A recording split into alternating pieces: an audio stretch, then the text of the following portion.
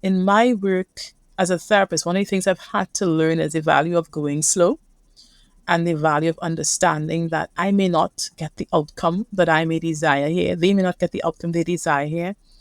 And that is okay. And I know that may blow some people's minds like, oh, you can't say that. But I think we have to be okay with that. We have to not turn this industry into this place where we promise people things that are not always the reality.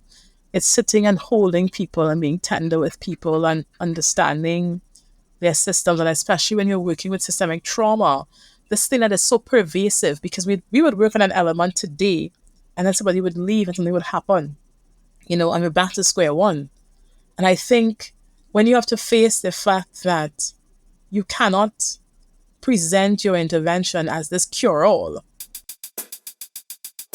Welcome to Therapist Uncensored. Building on decades of professional experience, this podcast tackles neurobiology, modern attachment, and more in an honest way that's helpful in healing humans. Your session begins now with Dr. Ann Kelly and Sue Marriott.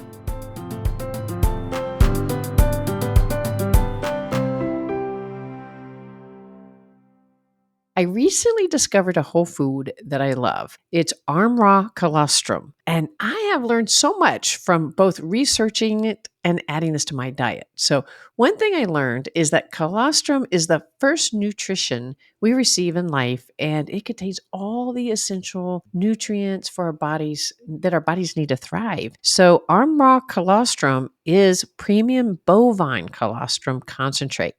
And then it's optimized for human health. It harnesses over 400 living bioactive nutrients that strengthen the barriers of our body and fuels cellular health.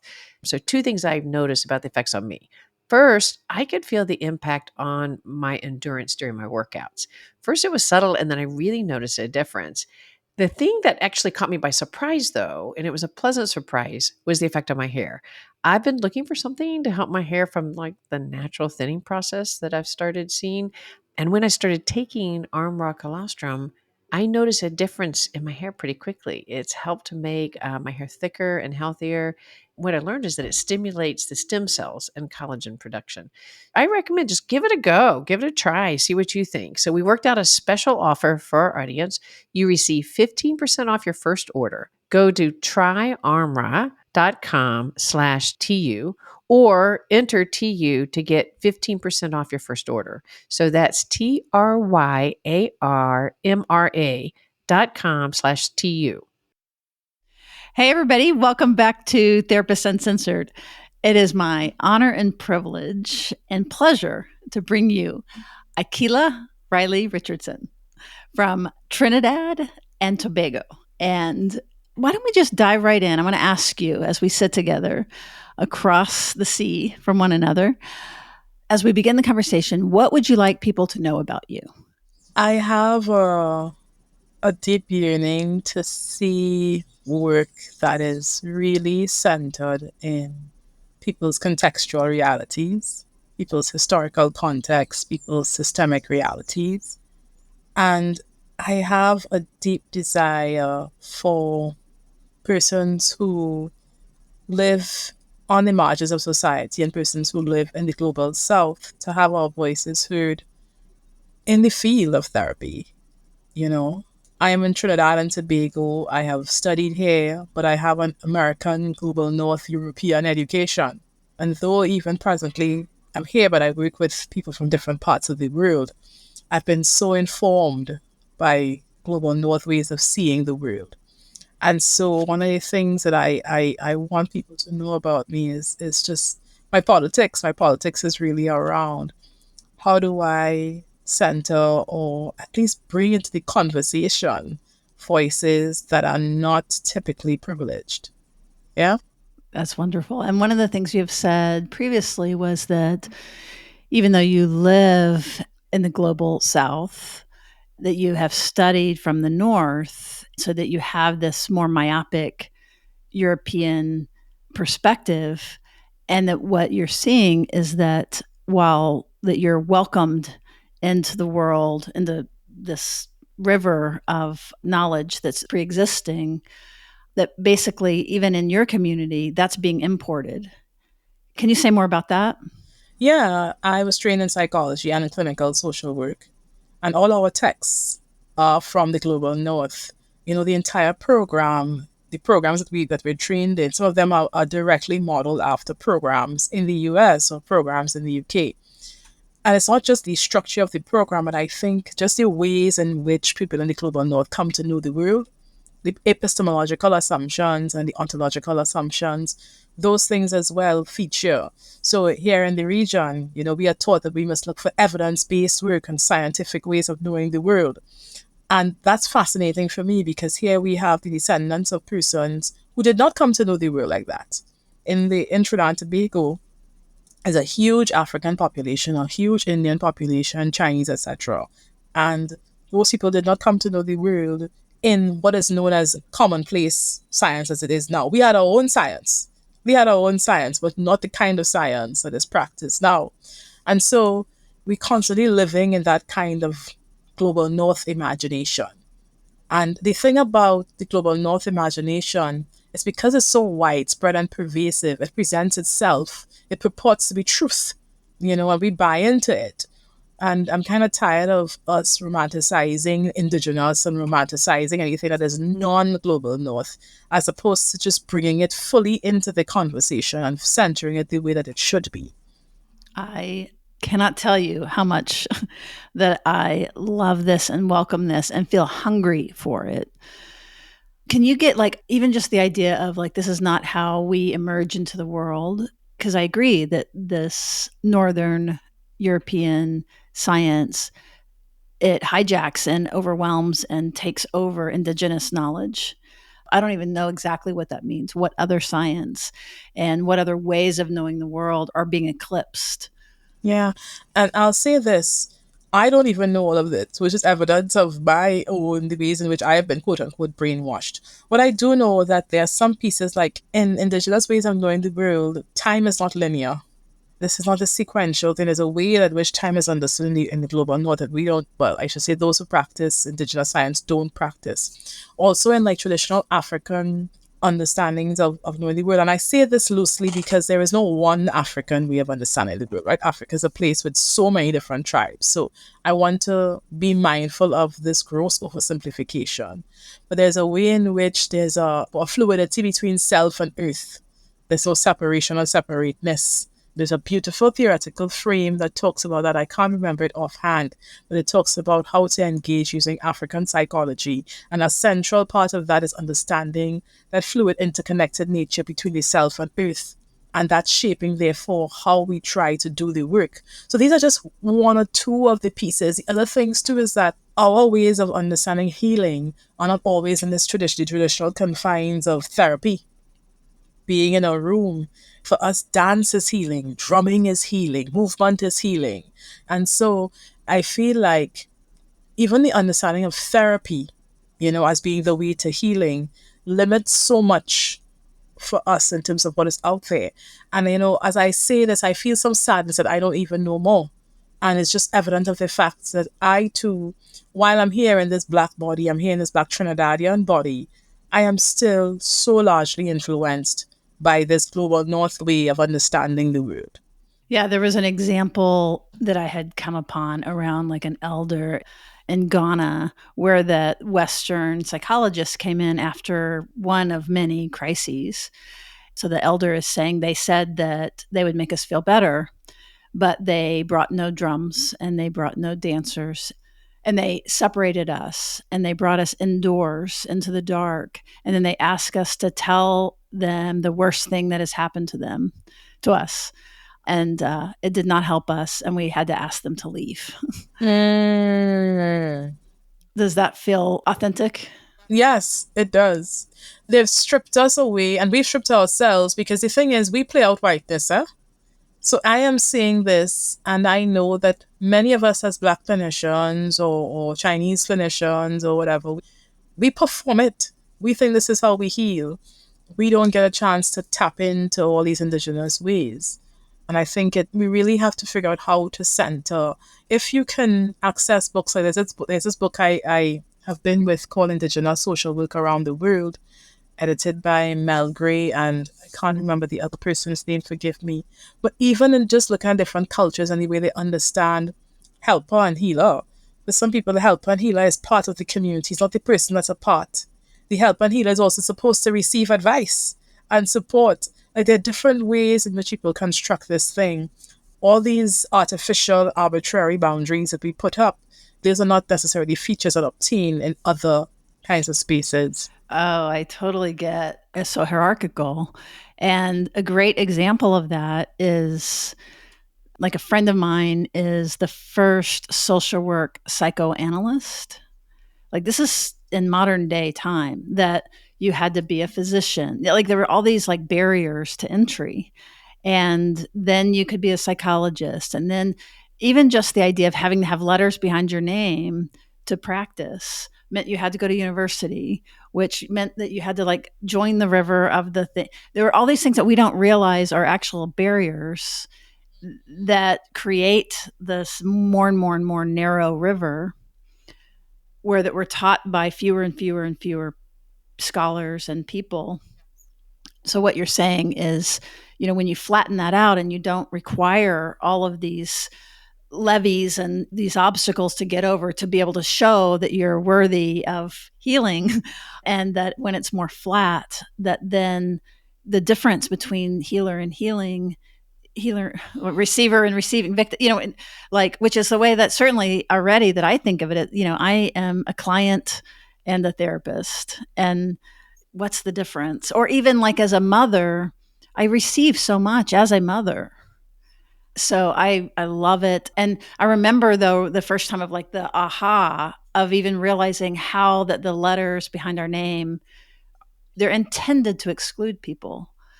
And it was only into I think the 60s where that the American Psychological Association wouldn't accept Black psychologists. The National Association of Social Workers that are supposed to be, on the front lines of this kind of social justice work. And you think of, like you said, just the mental health care delivery related to individual therapy. Again, there's these exclusions, the percentage of people that would avail themselves to it culturally that they could, but also that they could afford it, all those things. So again, there's all these barriers that we don't see because when you're in the river, it's all normal. Like, this is just what we do. So I think that voices like yours are so important to help us begin to sort of lift up and see that there's a whole world that's not in this, that's not wet, that's not in this river. And in particular, you're doing this through working with couples and specifically marginalized couples. So I just want to sit at your knee and learn. So talk to me about working with marginalized couples. Well, I want to say what pushed me was that I realized that, I was trained in so many beautiful modalities of couples therapy, but I didn't feel at the time that I had sufficiently been equipped to deal with the ways in which marginalization affects relational dynamics. And there was one stage where I tried to see how I could probably alter a model or models to be able to fit. But I noticed slowly over time, that what needed to happen was that I needed to sit and go from the ground up. And so I began to think about this thing that I call relational privilege, right? I think the concept exists, relational privilege. I think I've seen it before, but not in the way that I describe it, define it. So I want to acknowledge that. For me, relational privilege refers to the privilege that people who hold power in the world, who hold more privilege in the world, have, that allows them to be able to navigate intimate partner relationships differently from those who are experiencing the pangs of marginalization. Now, in no way am I trying to say that there's a universal experience for all marginalized people. I'm not saying that. However, I have noticed in my work that there are some of them who are playing out the impact of marginalization in their relationships. And so I wanted to create a space for that, as well as be able to name this thing And for me, relational privilege has four central components. Yeah. There are four things that allow somebody to be able to navigate intimacy in a particular way. One, the ability to live your own truth. And I want to say that for so many of us who sit in marginalized bodies, that's hard. There's a cost of living your truth. If you're a queer person, there's a cost of living your truth. Yeah, if you're an indigenous person, there's a cost of living your truth. The other piece is bodily integrity and psychological protection. I used to call that physical and psychological protection, and now I've started to call it bodily integrity and psychological protection, because I think it's largely about having agency and autonomy over your body. And I can say there's a way in which, like, I occupy a Black female body, and this body has in it stories of slavery, yeah, and this body belonging to somebody else. It's because of my own history, my specific history. There's evidence as well of, I'm seeing it, I'm feeling it in my body, but rape, that there was an ancestor, a Black woman who would have been raped in my history, which would have affected the bloodline in some way. And so having agency and autonomy over the body is not something that has been fully embraced and embedded in my own DNA. In addition, knowing that we can express ourselves and be ourselves and have the degree of psychological protection has also not been in my, something that we experience all the time. So we have living your truth, body and integrity, protection. So when you're saying in your body, in your Black body, you're talking about in your lineage? Yes. Speaking about in my lineage. That you can feel it when you say there's evidence of. Yeah, the evidence I'm speaking of is us tracking what my great grandmother looked like and seeing that there is evidence there just with her appearance, yeah, that she would have possibly been a descendant of a white slave master and a Black woman. And so we all know about just the ways in which this kind of stress passes on from body to body. And so these knowings are occupying my system. These knowings are occupying my system. And I can't ignore that. I can't ignore that. And for so many of us who are Black, many of us have that in our history, that they would have had a female slave mother or foremother who would have been raped on the plantation. And whether there's pregnancy that results or not, we know that these bodies were violated.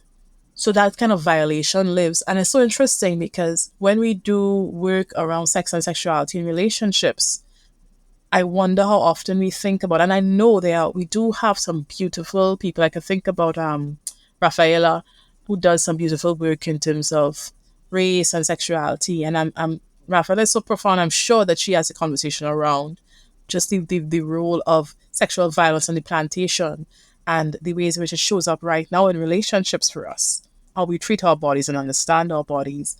But you cannot discuss sex and sexuality in relationships without thinking about that which lives in the body. Even for Black men would have had some very interesting dynamics in terms of their own body, agency with their body, on the plantation. And even now, Black male bodies are constantly under surveillance. Black male bodies are constantly at risk for being incarcerated or beaten or terrorized. And so there's a way in which these themes begin to live in the body. And these themes can play themselves out in relationships. Like there's research that talks about the impact of racism and systemic violence in couples. Like in some Africa, there was research years ago that talked about the fact that when there's evidence of racism in some relationship, or one partner experiencing racism, there was more aggression in the relationship. I think there was research as well for Latinx couples. And when there was evidence of being able of dealing with systemic trauma within the relationship, the female partner experienced lower marital quality. So it's seeping into our relationships. We have to give it space. I want to continue talking about relational privilege for a while. So the other two that I talk about is just self-acceptance and social acceptance. And I used to call it acceptance. I'm shifting it now to calling it belonging and welcoming. Because for me, acceptance doesn't hit it the way that I think it should hit it. It's more than just not being accepted. It's feeling that you don't belong. you're not welcomed. You're not welcomed in this space. And I think it's even worse when you don't welcome yourself. And you feel like you don't belong to yourself. And in so many modes of couples therapy, we're teaching people about what it means to feel secure in another partner, to be vulnerable, to be accountable, etc. But so many people don't even feel connected to themselves. But yet we're asking them to do these things. So while I definitely honor the beautiful work that has been done by so many thought leaders in couples therapy, in no way am I trying to discredit their work at all. I do think for me, I can only speak for me, a huge part of what I think is my reason for being is being able to center these voices and to do work with these populations and to support other therapists, in being trained in how to do this work. Well, and so that's 3 though, right? Living your own truth, bodily integrity, and psychological protection. I should have separated it out. So it's living one's truth, bodily integrity, and psychological protection, which is 2. Self-belonging and welcoming is 3. And then social belonging and welcoming and belonging is 4. I should have clarified that. My apologies. I've got to get it right on my notes. Because this is fascinating and so urgent. And I just had tears when you were talking about these things that once you say them, they're so obvious, but it's an unthought truth that's so obvious, but not at all obvious. You know what I mean? Until you say it. And then even I was just thinking about black bodies, and you were naming all of these things, surveillance. And I was also thinking of also the experience of having someone afraid of you. Just because. It's like, it just hurts. You say that, and now I'm feeling tearful for 2 reasons. Number 1, I was working with a client once, and it was a client that allowed me to record for teaching purposes, and that came up. She recognized that she was in a body that people were afraid of. And if I recall correctly, I may be misremembering, but this thing around almost like she had to feel sorry that people would be afraid of this. And so there are people who are living, I just feel like I need to get people with privilege to understand this. There are people who are living feeling that there are others who are justified in feeling afraid of them, and they have to be mindful. And it's not just about race, it's also about location, social location, and other ways. There's a way in which queer persons are labeled as pedophiles and that kind of thing. So they have to walk and people are afraid and people think they're going to, and I'm like, the violence, that feels violent to me, that a queer person has to live in a body where they have to mind how they're around children because people are going to be afraid of them. Like, as I say it, my whole body cringes. So I am Black and I live in the global South with this accent. And can I be honest? So when I step in and I navigate some spaces, sometimes with Americans, I often feel some angst because this accent is unfamiliar. This accent is not privileged. Yeah? This accent is often not heard. And so I often wonder, what are the assumptions people make attached to this accent and this degree of difference? And it's not just having an accent, it is this one. Yeah, I don't have a UK accent. I don't have a Portuguese accent. Yeah, I have a global South accent. I have a Caribbean accent. And what stories and narratives are you holding around that? But you're right. So all of these things inform what lives in my body, the deep emotional knowings that live in my body. And they play themselves out in relationships. And so when I work with couples who are struggling to connect with each other, I do something that's called responsible externalizing. Marginalized couples in particular, we try to see if there are parts of the interaction that are connected to systemic trauma. And if there are, we have a conversation around that. Like, we grieve its impact, we attribute it outside, we hold it up, and we really try to see it. Because the research is even showing us that couples who can externalize have a higher chance of being able to employ threat mitigation strategies. So there's value in being able to kind of help couples when they're struggling to externalize what needs to be externalized. Like, I was working with this couple once, and I've seen it many times, and I remember just being there with them, and they were having this conversation, and she was making her partner the enemy. And when we talked about systemic trauma, it was like this aha. My partner is not my enemy. It is systemic trauma that's the enemy. And this is how it's showing up in my relationship. And, my colleague Julianne Taylor-Shaw talks a lot about, memory consolidation and mismatching. And for me, that's a huge mismatch moment when people are living in this experience that my partner is my enemy.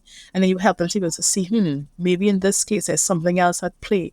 And waking up this knowing, and helping people to be able to liberate themselves from this and consequently liberate their relationships. Oh man, that's such a great example. And I'm glad you said her name.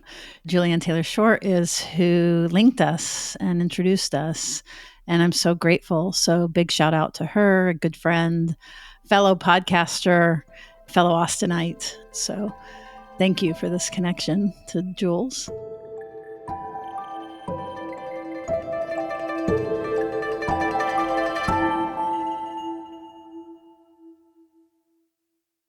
You know how so many skincare products call themselves clean or organic, but then you find out they're full of all kinds of things that you can't pronounce? Well, Purity Woods is different. All of their products are USDA certified organic, meaning they've been tested to make sure they're organic. They're non-GMO, free of anything artificial, free of toxic preservatives and synthetic additives like pesticides, chemical fertilizers, and dyes.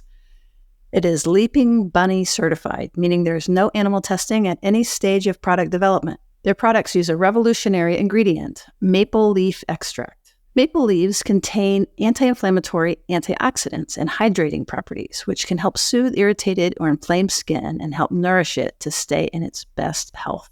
My favorite is their Dream Cream. Purity Woods is currently offering 17% off site-wide, but as a TU listener, you'll have an additional 10% discount for our listeners for a total savings of 27%. Just go to puritywoods.com/TU or enter code TU at checkout for an additional 10% off your first order. That's puritywoods.com and enter TU for a total of 27% off your first order. Anna and I have started spending more time in Asheville, North Carolina. So we've been away from our home in Austin, Texas quite a bit, and I'm using our longtime sponsor, ZocDoc, all the time these days. ZocDoc is a free app where you can find doctors, dentists, therapists, psychiatrists, all the specialists, and book appointments online. They have thousands of top-rated patient-reviewed specialists, and you can filter specifically for the ones who take your insurance, are located near you, have openings at a particular time that you want, and treat almost any condition that you're searching for. You can see verified reviews from real patients, which I love, and even specific insurance details, which is fantastic. Go to ZocDoc.com/TU and download the ZocDoc app for free. Then find and book a top-rated doctor or therapist or psychiatrist today. That's ZocDoc, ZocDoc.com/TU. It's easy to recommend it, ZocDoc.com/TU.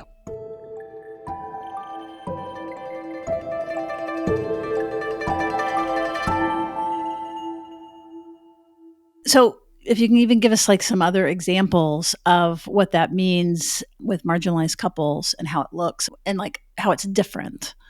Yeah, as I share some stories, I'll share the strategies that I use sometimes in my work to help people to be able to understand the impact.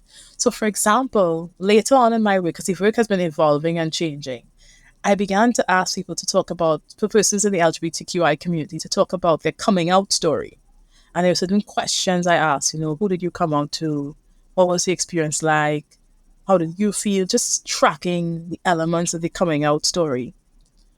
And I remember working with a couple once, and we were able to map the coming on story to the dynamics in the relationship.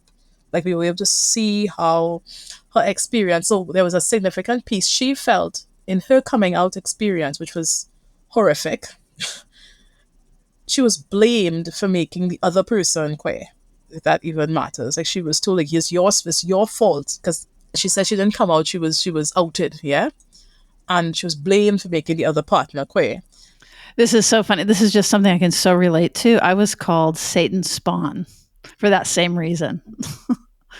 So I'm laughing, but yeah, it was, I'm just identifying with this person, but go ahead. Yeah, so she was blamed.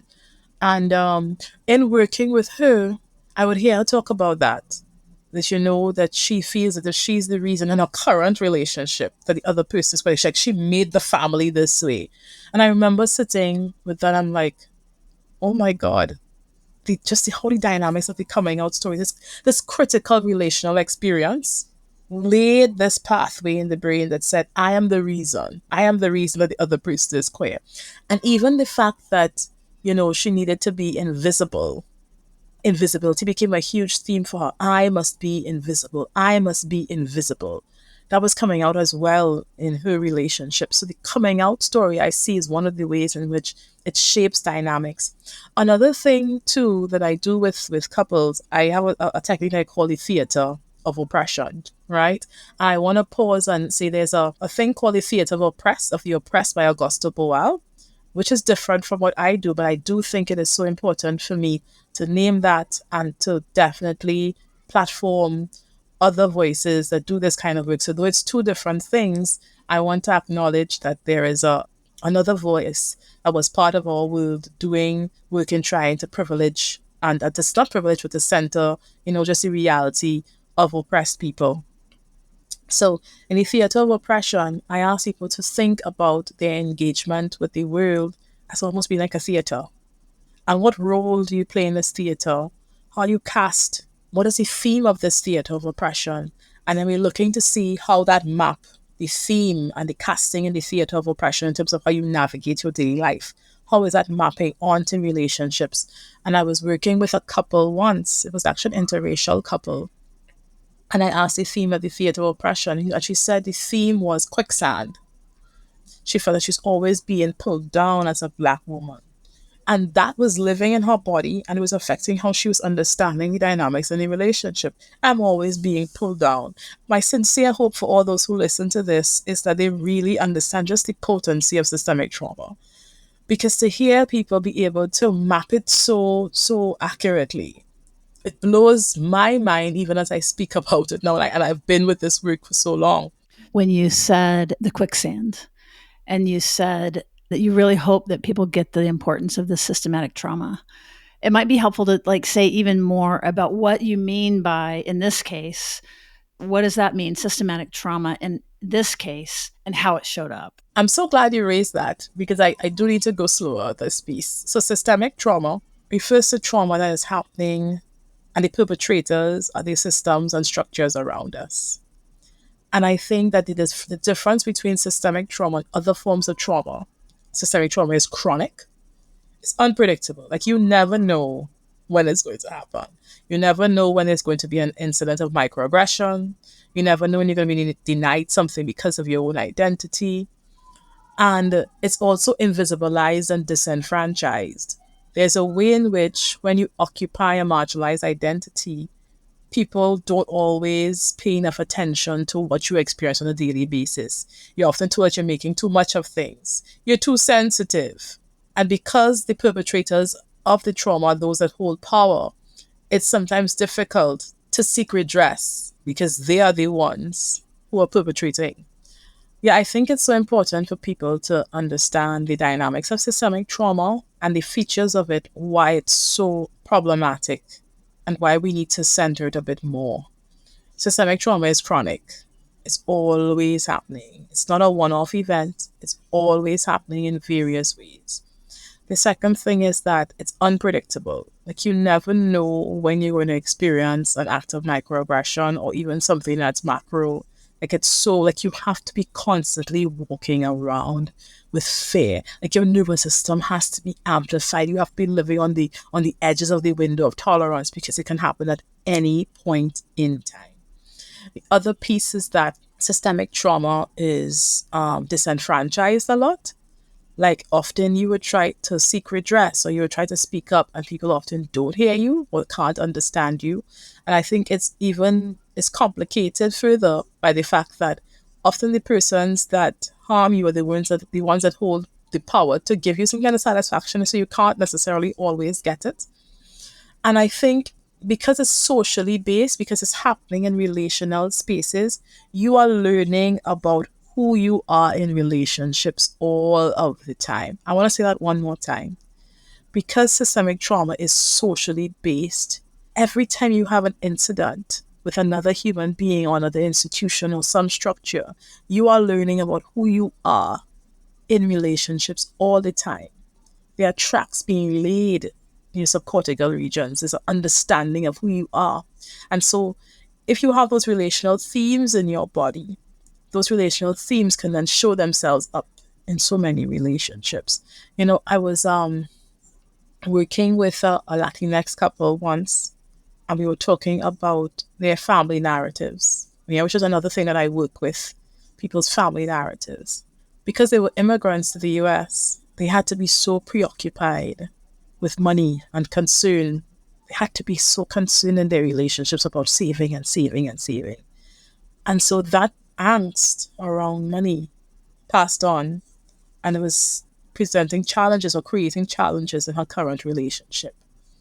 And I grieve the fact that, we may come and work with a couple who's experiencing this and not hold enough empathy for the fact that this would have been so necessary for her forefathers and her foremothers' survival in the US, that it would be so difficult to let go. Because in addition to the fact that would have been passed on in her body, she was witnessing it.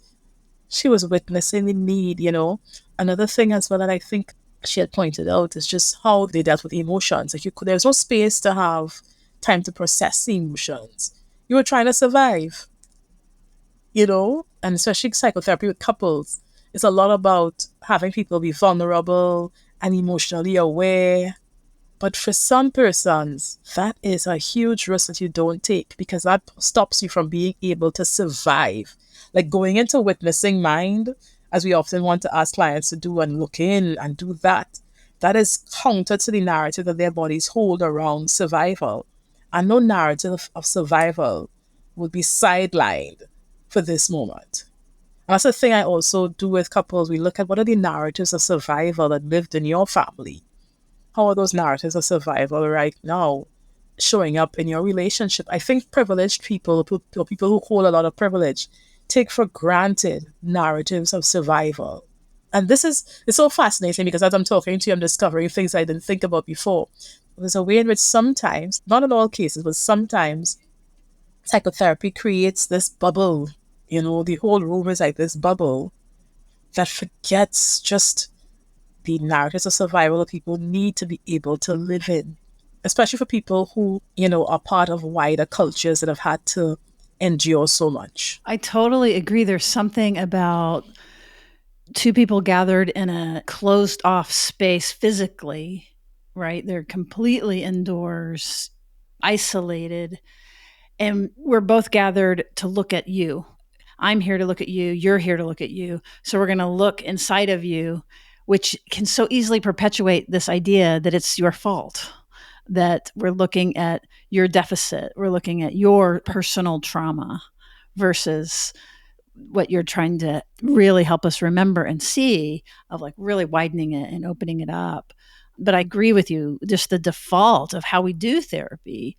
I can see the slope of how easy it is. And then also, it's very easy to internalize all the messages that you're talking about the systematic trauma, and just over and over and over and over the narrative and the internalization of that.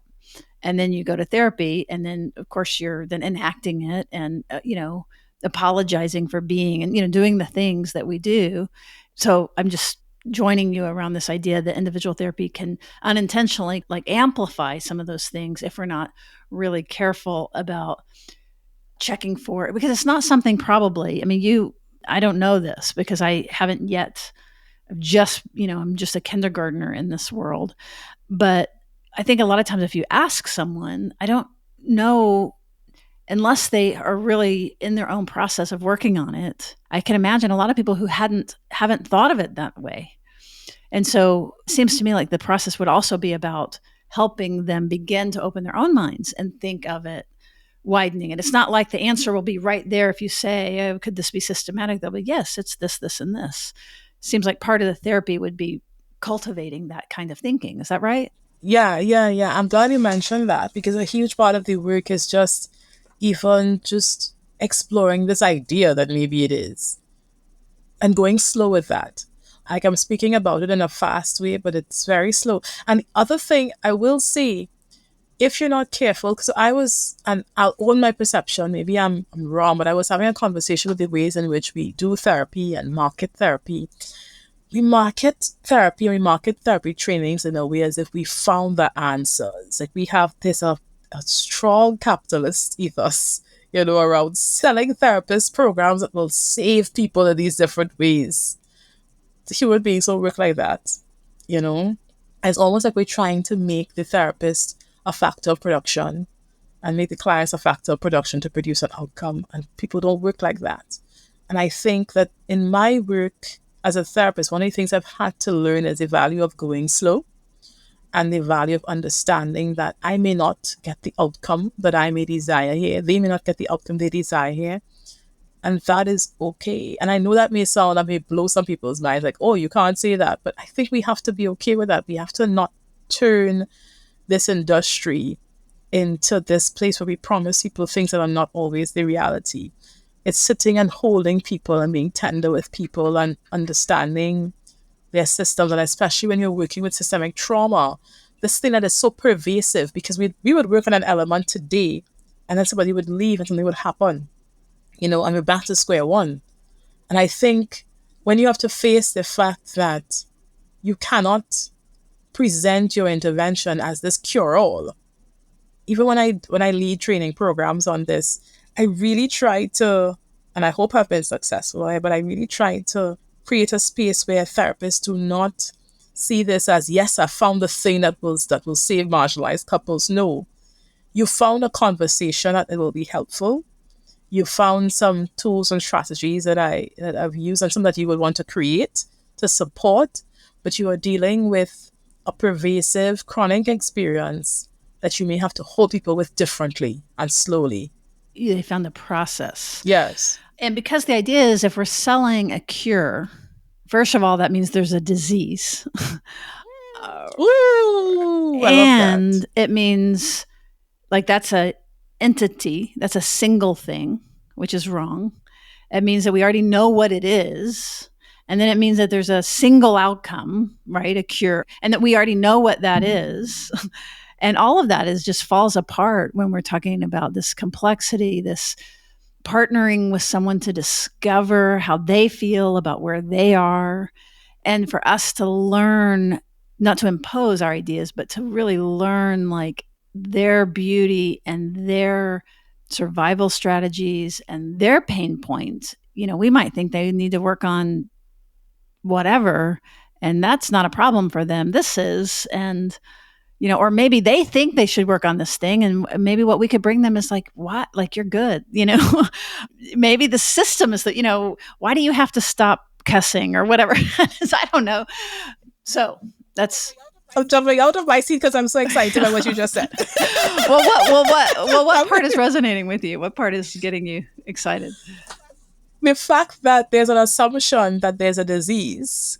I want to just be with that. And I myself want to slow myself down because I'm recognizing, sometimes even when we sit together, we can get so trapped in, I have to see this. And I want to be with that. And I want to just name this as a beautiful generative moment. And thank you for being in conversation with me around this, because if we've sold this, that's how the industry sells this thing, that there are diseases that people hold. Or something's broken. And we have cures.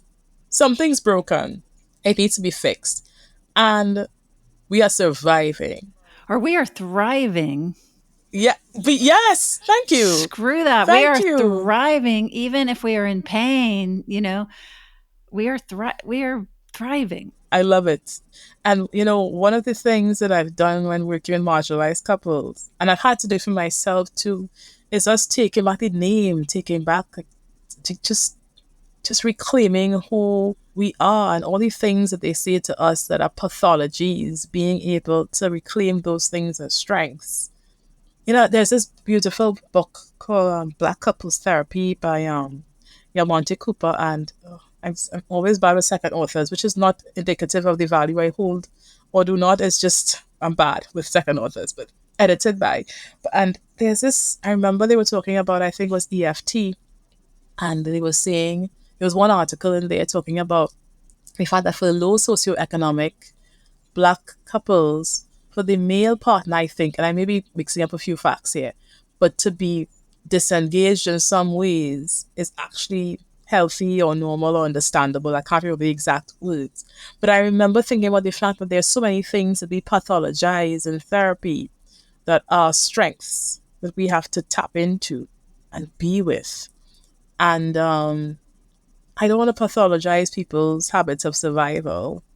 It helps them to thrive. Totally. And that's the book that Anna and I just wrote, Secure Relating. The whole thing is like we're really calling into question the idea of insecurity, particularly in marginalized communities, because just your example is a really wonderful one that when you need to be vigilant because you really are being watched and surveilled and all of these things, and then to call that preoccupied or to call that Ugh. right or to call that zipped up and like stoicism, or like pathologizing it when it's actually quite adaptive.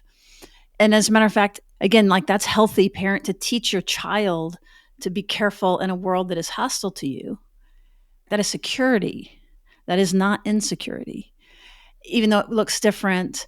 Like we were talking about imposing the Western way. Well, this is sort of imposing like a privilege. If you're privileged in the world, then you're supposed to be open and you're supposed to be trusting and you're supposed to be these things. And if you're not, then you're defensive, quote, I'm putting that in air quotes, and then therefore insecure. And the idea, that Anna and I have been talking about for a while now is like expanding the idea of attachment and security to incorporate these systems so that when we think of insecurity, we are really including like, wait a minute, is that insecurity or is that absolute security and health and adaptation for the environment, for the history, for the culture, for that individual? Does that make sense for that individual? And it's really urgent because we're the ones defining child mental health. And that gets picked up by the World Health Organization, that gets picked up by Child Protective Services, and parents get evaluated by this. But it's this very, very, very narrow lane of how we understand what healthy parenting looks like and what, quote, healthy children are supposed to look like. That whole idea of weird, Western educated, industrialized, rich, democratic countries make up, what is it, something like 85-90% of psychologists and mental health people that are generating these studies and that are being studied, but yet only 15% of the world. So that's what I keep meaning by it's a narrow, narrow lane being imposed, yet with great consequence. So I hope I'm just amplifying what you're saying. You are amplifying, and I am just feeling so happy to be with you and what's stirring on in my body right now around this. Like, I'm really glad we're having this conversation because it's reminding me of the fact that, like, when you spoke about the fact that people are being evaluated on this basis, it reminds me of why this work that we do is so important, because there are so many implications. There are real costs. So I spent a lot of my life, my graduate training is in social work. And so I understand firsthand how people can get their children taken away from them just from a report and an evaluation, unhealthy attachment style, and problematic couple dynamics. So I hope the people that listen to us understand that we are not just here, waxing philosophical and intellectualizing this thing. We are talking about something that is an emergency. Like, we have to work on this because we can destroy people's lives on interrogating these things. And I'm just feeling into that. Yeah. And I'm a former Child Protective Service worker that as a young person, I thought I was protecting children. I went into it. I come from a very painful background myself and, was just trying to save kids. And so I thought I was an arm of goodness, intervening in abuse. And of course, looking back on it, and at the time, of course, that's, again, I'm in the river. We look around and these are all these accepted notions. But I can guarantee you walk in any shelter and the population is not a representative population, and it's culture is not accounted for, and it's very serious. This is not we are not waxing philosophically, and I'm even thinking about it in the schools. and understanding children's behavior. And certainly, of course, law enforcement, the health system, healthcare, so many things, so many things. Yeah, as I think about it, I'm thinking about, you know, when we sit in the room as therapists, we work with marginalized people, and in my case, with marginalized couples, really helping them to understand and to undo, not undo, but to be able to thrive and through the impact of systemic trauma and redefining it. And really, I think we have to challenge the profession in a way that might be more radical than we imagine. I was with somebody yesterday who asked to speak with me after a training I had done. And they had said to me, when we ask people to just do grief work over the impact of systemic trauma, it's like we're putting even more burden on them. And grief work is something that I do, grieving the impact of it.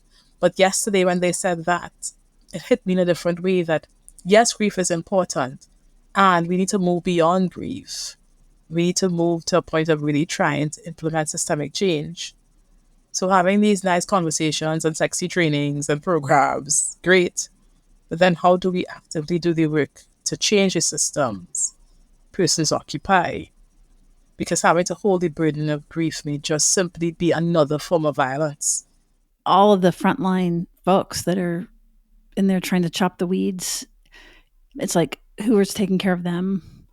And to confess on myself, I was like pushing you and Linda, like go talk at this conference and do this cool thing. But again, it's like, I have to be aware of the cost to you all who are shouldering so much of this responsibility, and just thank you. And we all of us listening need to be really recognizing the generosity when you sit down and are willing to share what it's like and willing to share a worldview that is different. That is a real privilege on our end to be able to get. But just again, I'm just talking to my audience right now, but it's not their job.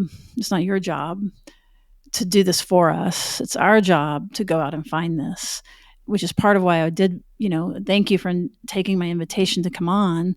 So for our listeners, I'm wanting to help us do this by making it more accessible. But I'm also just reminding all of us listening that we can't just sit back and want to be fed like, oh, tell me more. What does that mean? It's really doing our own work, really looking at our own, how it still lives inside of us. That's why I always call myself a kindergartner. I really feel that way. And one other thing for folks listening is like, a lot of times we know something that we should be doing that we're not doing in this world of social justice or in the environmental world or in the political world, or in your local politics, or in your local educational system, that it's so unique. There's so many people that listen. There's no way that anybody can impose what that might be. But if you listen bottom up and get quiet, that you probably know that there's a something knocking at you that you could do, or even a hard conversation that could move you closer to secure relating, to connection, to pushing norms, to pushing in this direction of more fairness and addressing systematic trauma.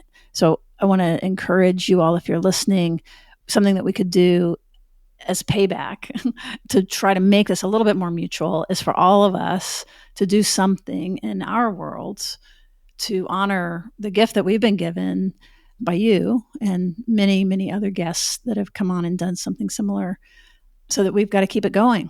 You can't just sit back and eat popcorn and listen. We have to be part of the work.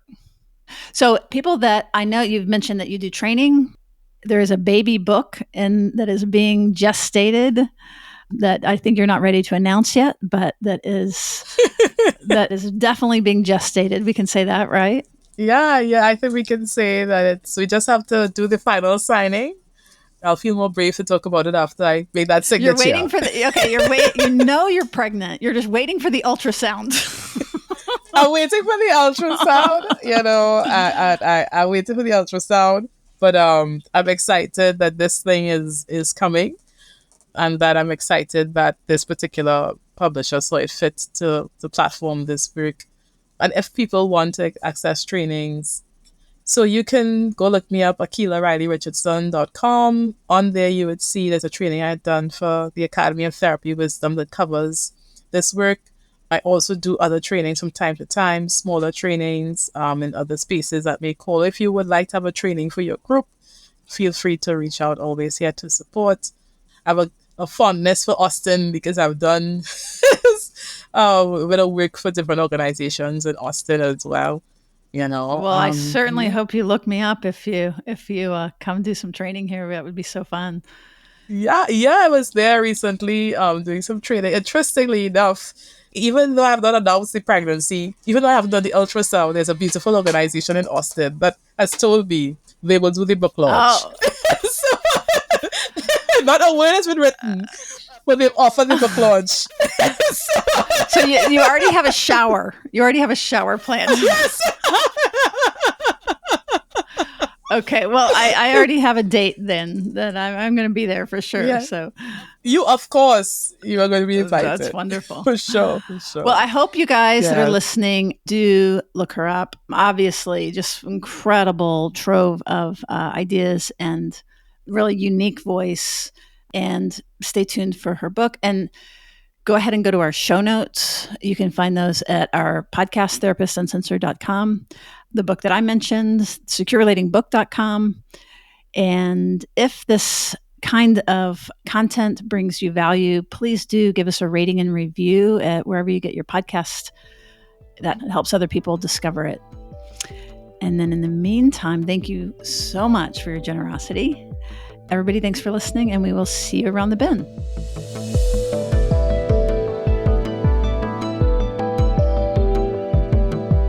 Therapist Uncensored is Ann Kelly and Sue Marriott. This podcast is edited by Jack Anderson.